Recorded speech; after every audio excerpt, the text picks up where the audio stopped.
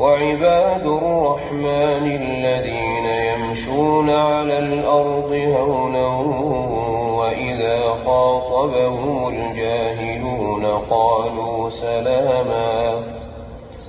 والذين يبيتون لربهم سجدا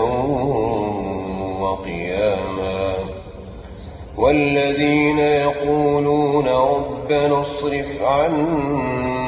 عذاب جهنم إن عذابها كان غراما إنها ساءت مستقرا ومقاما والذين إذا أنفقوا لم يسرفوا ولم يقتروا وكان بين ذلك قواما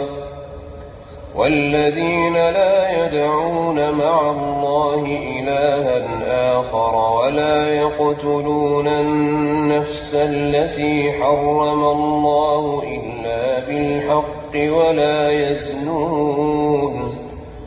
ومن يفعل ذلك يلقى أثاما